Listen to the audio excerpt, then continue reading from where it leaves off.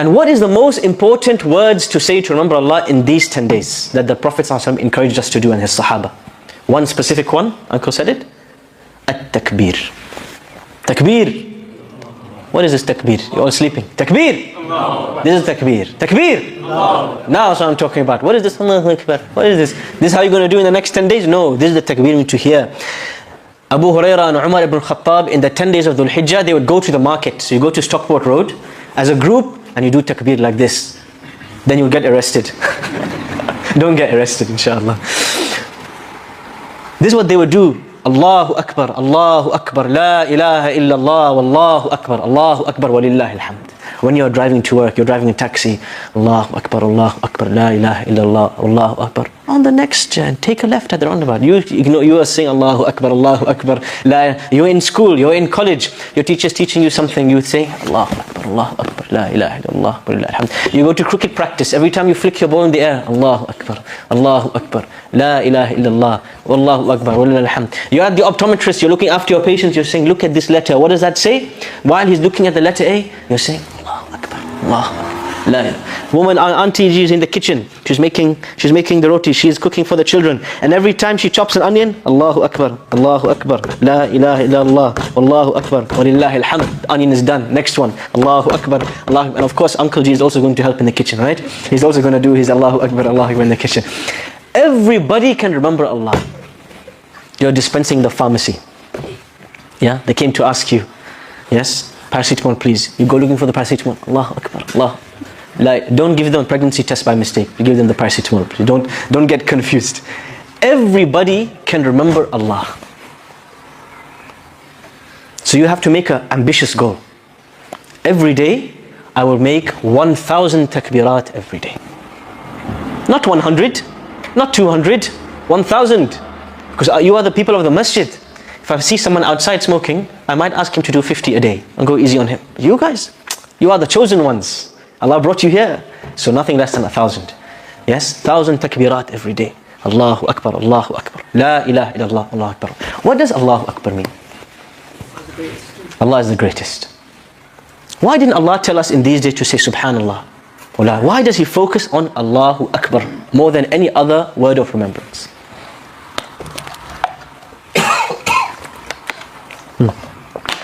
It's a time of sacrifice, so you're disconnecting from everything else, and you're realigning the focus on Allah. Beautiful.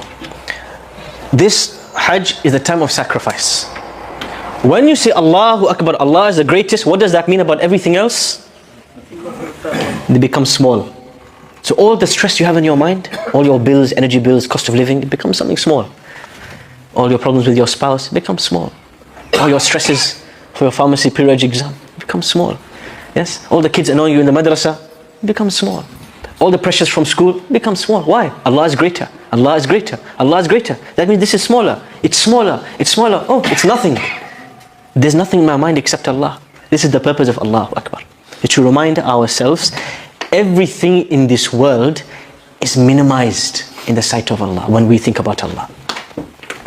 And this is why Allah subhanahu wa ta'ala asks us to say takbir usually when we come to the end of something. When you say Salaam alaikum wa rahmatullah, Salaam alaikum wa rahmatullah, what was the first thing the Prophet ﷺ used to say? Allahu Akbar, Allahu Akbar, 3 times. When you finish Ramadan, what does Allah say in the Quran? وَلِتُكَبِّرُ اللَّهَ عَلَى مَا هَدَاكُمْ. At the end of Ramadan, you have to say takbir on the day of Eid. Because takbir, you say when you finish something, when you complete something. Because then you realize, whatever I did, it was so small. And Allah is greater than this. Allah is more than this. Allah is magnified, and everything in my life is minimized. You know when you go on an aeroplane, this is the best analogy I can give you for takbir. Not for takfir, don't do takbir. When you go on an airplane, don't go on Pakistan International Airlines. From personal experience. I'll tell you a story about PIA. One time, I was going to Pakistan in PIA, and of course, as always, PIA is well known for all the turbulence, mashallah.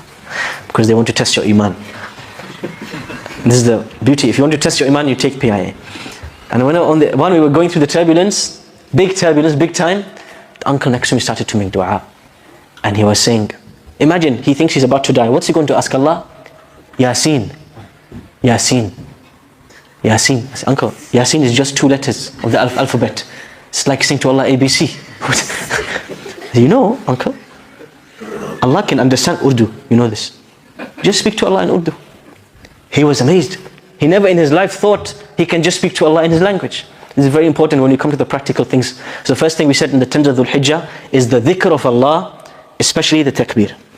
On the day of Arafah, the day of dua, the first rule I'm going to advise all of you, make dua in your own language. What language did Ibrahim a.s. use to make dua to Allah? Anybody knows? What language did Ibrahim speak? Do you speak Arabic? Who thinks Ibrahim a.s. spoke Arabic? Put your hand up. Ibrahim a.s. spoke Arabic.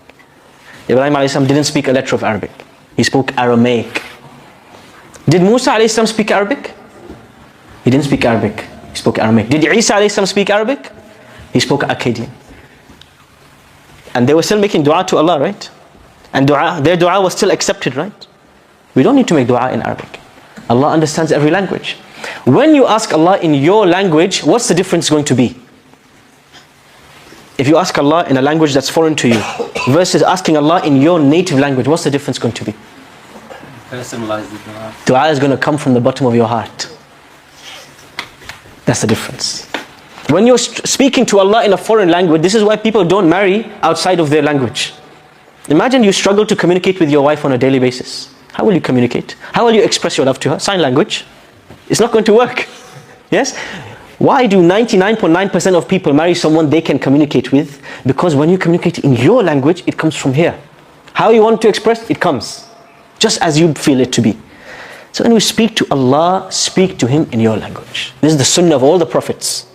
Speak to Allah in your language. In Urdu, in Bangla, in Sylheti, in Tamil, in English, in Cockney, Scottish, Liverpool accent, doesn't matter. Allah understands it all. Speak to Allah from your heart. This is the most important thing, is the dua. For it to be accepted, it has to come from the bottom of your heart. And when you ask Allah, we have to remember the legacy of Ibrahim a.s. How did Ibrahim a.s. make dua? Remember when Ibrahim a.s. left his family in the middle of the desert, what did he ask Allah? Anybody knows?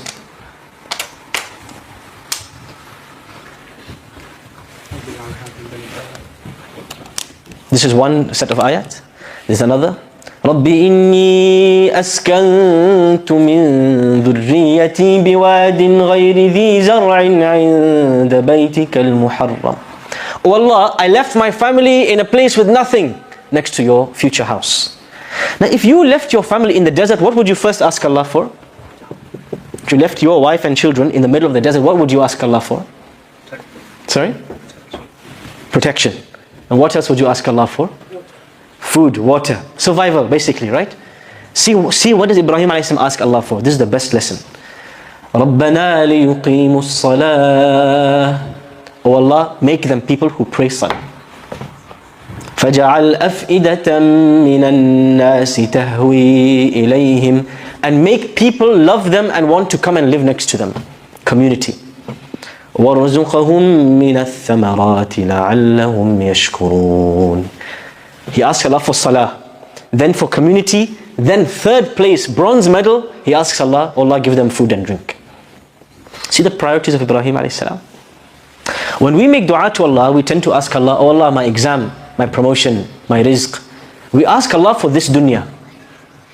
The first thing we should ask Allah is for the things that impact our akhirah. And then you ask Allah for the things understood. This is the lesson for Ibrahim. Keep the priorities in check. So when Allah says, مَنْ كَانَ يُرِيدُ حَرْثَ الْآخِرَةِ نَزِدَ لَهُ فِي حَرْثِهِ. Whoever wants what the afterlife has, we will give him more in this dunya. وَمَنْ كَانَ يُرِيدُ حَرْثَ الدُّنْيَا نُؤْتِهِ مِنْهَا وَمَا لَهُ فِي الْآخِرَةِ مِنْ نَصِيبٍ. And if you just want this dunya, we will give it to you, and you'll have nothing in the afterlife. Make dua for your children. That's what Ibrahim a.s. he's not just asking Allah for himself. He's asking Allah, make my children people who pray salah. Make dua for your grandchildren. Even if you don't see them, they're not alive, make dua for them. Because you and me, we have very limited ability. But Allah is the one who guides. So make dua for the afterlife. Make dua in your own language. And pour your heart out to Allah on the day of Arafah. choose something in these 10 days that you're going to sacrifice for the sake of Allah. I'm going to tell you what I'm going to sacrifice. Not my son. I'm going to sacrifice my smartphone. Before Isha time today, this SIM card is going in a Nokia flip phone for 10 days. Because this is the thing that takes most of my time and your time away from Allah subhanahu wa ta'ala. So this is going, my qurbani. What's your qurbani? Tell me, what's your qurbani going to be in these 10 days? What are you going to sacrifice other than goat? Yes? What in your life are you going to sacrifice in these 10 days?